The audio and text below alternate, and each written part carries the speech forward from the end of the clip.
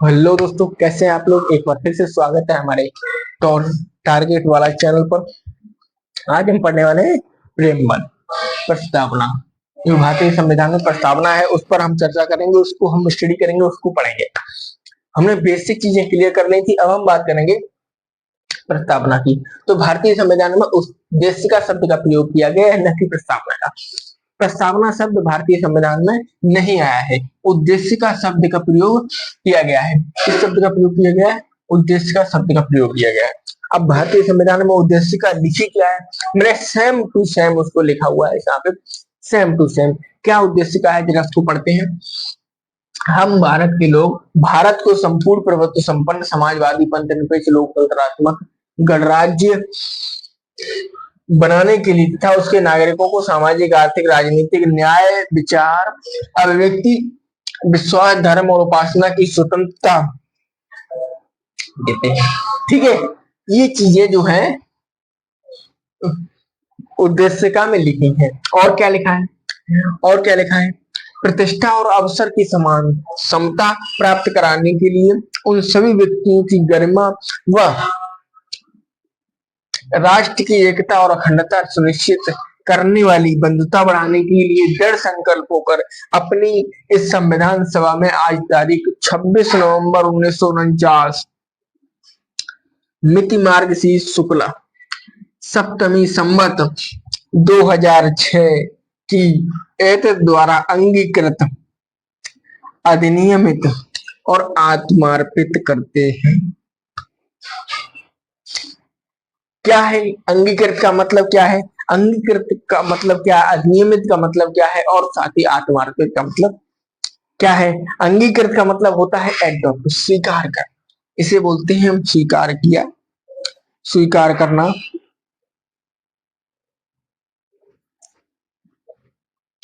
इसे बोलते हैं लागू करना, और इससे बोलते हैं, इसका मतलब है देश को समर्पित करना, अर्पित। ठीक है, ये तीन चीजें हैं जो भारतीय संविधान में बताएंगे। अंगीकृत का मतलब? अंगीकृत का मतलब क्या है? स्वीकार करना। इन सारी चीजों को हम स्वीकार करते हैं, लागू करते हैं और देश को स्वीकार समर्पित करते हैं। कौन कौन सारी चीजों को? इन सारी चीजों को हम स्वीकार करते हैं। विश्वास धर्म उपासना की स्वतंत्रता को, विचार न्याय और अभिव्यक्ति की स्वतंत्रता को, सामाजिक आर्थिक और राजनीतिक स्वतंत्रता, इस सारी चीजों को हम स्वीकार करते हैं, लागू करते हैं और देश को समर्पित करते हैं या अर्पित करते हैं, देश को देते हैं। ठीक है, Indian constitution bye drafted in English language. भारतीय संविधान जो है अंग्रेजी भाषा में लिखा गया, मूल संविधान। ठीक है, भारतीय मूल संविधान जो किस में लिखा गया है? अंग्रेजी भाषा में लिखा है। अब आप बताएंगे हिंदी भाषा में क्यों नहीं लिखा गया? क्योंकि संविधान सभा में जो व्यक्ति ड्राफ्टिंग कमेटी में थे वो अलग अलग भारत के अलग अलग राज्यों से संबंधित थे। कुछ तेलुगु के थे, कुछ कन्नड़ जानते थे, कुछ अन्य भाषाओं की ज्ञाता थे, कुछ लोगों को हिंदी नहीं आती थी, लेकिन इंग्लिश सबको आ रही थी, इंग्लिश के सब जानकार थे। इसलिए भारतीय संविधान सभा में ये तय हुआ कि हम भारतीय संविधान को अंग्रेजी भाषा में लिखें। किसमें लिखेंगे? अंग्रेजी भाषा में लिखेंगे। प्रस्तावना भारतीय संविधान के लिए एक भूमिका की भांति जिसमें संविधान के उद्देश्यों आदर्शों व शासन प्रणाली के स्वरूप एवं संविधान की लागू होने की तिथि का उल्लेख है। प्रस्तावना में क्या क्या दिया हुआ? उद्देश्य दिए हैं, भारतीय संविधान के आदर्श शासन प्रणाली का स्वरूप दिया हुआ है एवं संविधान लागू होने की तिथि बताई गई है कि किस डेट को, किस तिथि को संविधान लागू हुआ है। ठीक है, और संविधान निर्माण कब हुआ? संविधान निर्माण हुआ है 1949 में, 26 नवंबर 1949, और लागू हुआ 26 जनवरी 1950 को। चार प्रावधान ऐसे थे जो इसी डेट पे लागू हुई। कौन कौन से नागरिकता संबंधी प्रावधान, चुनाव संबंधी प्रावधान, संक्रमणकालीन कालीन प्रावधान और अंतरिम संसद, ये चार प्रावधान जो 26 नवंबर 1949 को 26 नवंबर 1949 को लागू हुए। अब 26 नवंबर 1949 को पूरा संविधान क्यों लागू नहीं हुआ? संविधान का कुछ हिस्सा यानी चार प्रावधान लागू हुई जिस दिन, जबकि सभी देशों का संविधान जिस दिन बनकर तैयार हुआ उसी दिन से लागू हुआ है। भारत में ऐसा है कि 26 नवंबर 1949 को बना और 26 जनवरी 1950 को लागू हुआ। क्यों? दिसंबर 1929 दिसंबर 1929 में पूर्ण स्वराज की एक कांग्रेस द्वारा अधिवेशन किया गया था रावी नदी के किनारे। सुन लीजिए, रावी नदी के किनारे एक अधिवेशन किया गया था कांग्रेस का, जिसके अध्यक्ष थे डॉक्टर पंडित जवाहरलाल नेहरू। कौन थे अध्यक्ष? पंडित जवाहरलाल नेहरू। पूर्ण स्वराज के अध्यक्ष, पूर्ण स्वराज जो अधिवेशन हुआ था उसके जो अध्यक्ष थे वो कौन थे? पंडित जवाहरलाल नेहरू। और पूर्ण स्वराज दिवस कब मनाया जाता है? 26 नवंबर को। कब मनाया जाता है? 26 नवंबर को। पूर्ण स्वराज दिवस।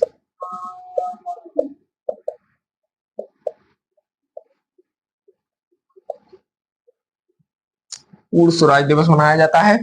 और पहला पूर्ण स्वराज दिवस कब मनाया गया था? पहला पूर्ण स्वराज दिवस मनाया गया 26 जनवरी 1930 को। पहला पूर्ण स्वराज दिवस को मनाया गया था 26 जनवरी 1930 को। कौन सा?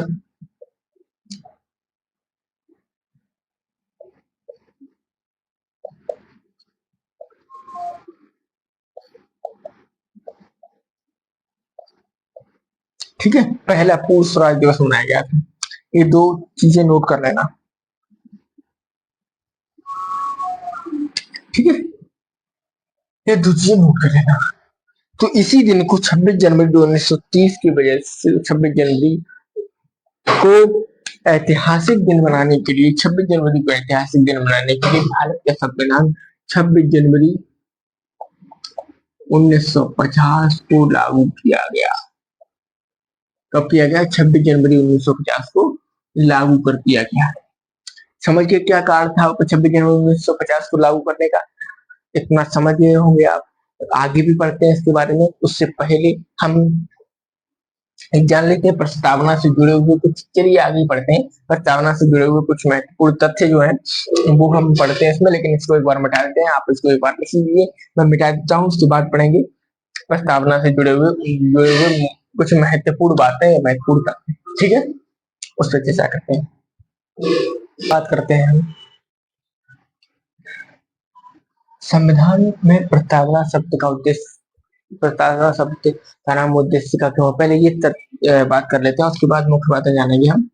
ठीक है, पहले ये तय कर लेते हैं उद्देश्य का नाम उसका क्यों रखा गया है प्रस्तावना का। ठीक है, प्रस्तावना को उद्देश्य का क्यों बोला जाता है?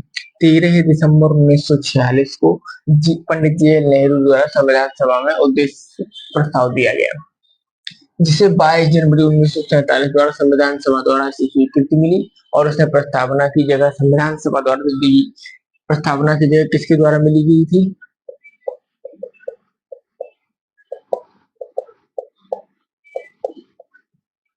संविधान सभा द्वारा। ये एक महत्वपूर्ण प्रमुख जो सदस्य थे, संविधान सभा के प्रमुख सदस्य थे जवाहरलाल नेहरू। ठीक है, और अब हम बात जानते हैं कि संविधान सभा की प्रथम बैठक कब हुई थी? 9 दिसंबर 1947 को द्वितीय बैठक, 11 दिसंबर 1947 को तृतीय बैठक, 13 दिसंबर 1947 को। मोस्ट इम्पोर्टेंट है ये सारे डेटा, है ना, ये सारे डेटा मोस्ट इम्पोर्टेंट है।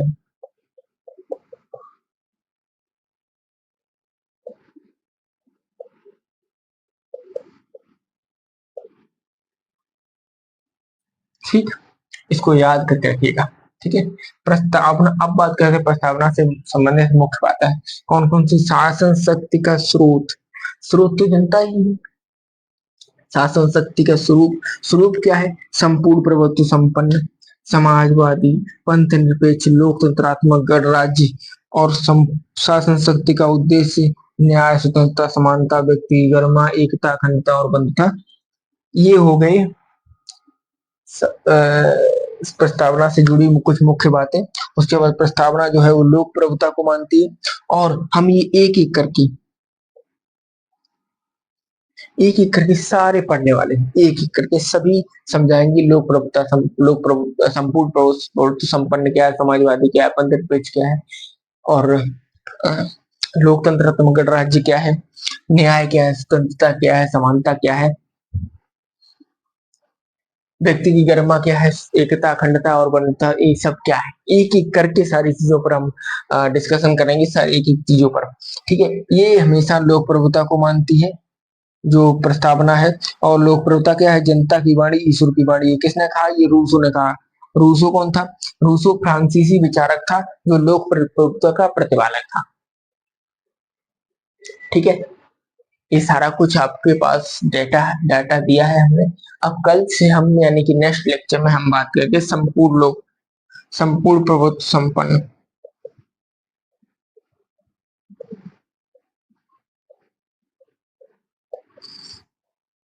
ठीक है,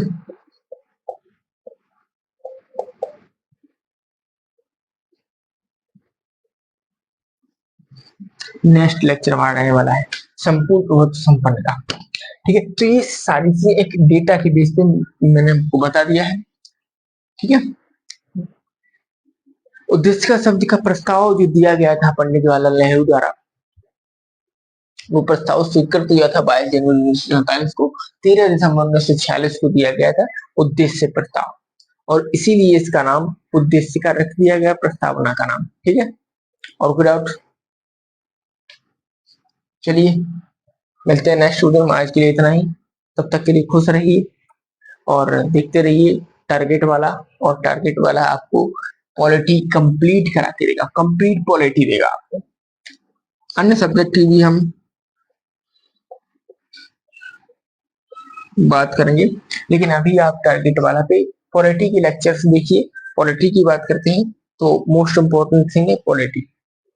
पॉलिटी आपको पूरी मिली, कुछ भी छूटने वाला नहीं। और बेसिक टू एडवांस लेवल, महत्वपूर्ण क्या है कि बेसिक टू एडवांस लेवल जाने वाले हैं।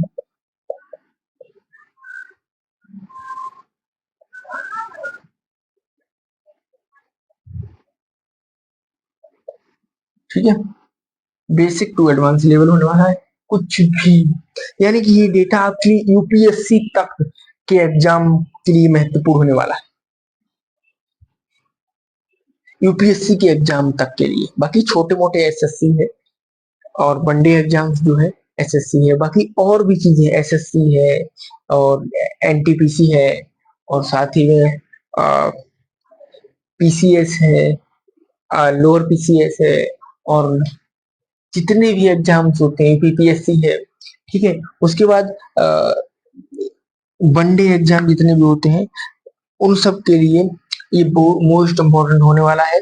और आप इसको देखिए, आपकी जीएस इतनी जबरदस्त कर दूंगा ना, आप चिंता मत करिए।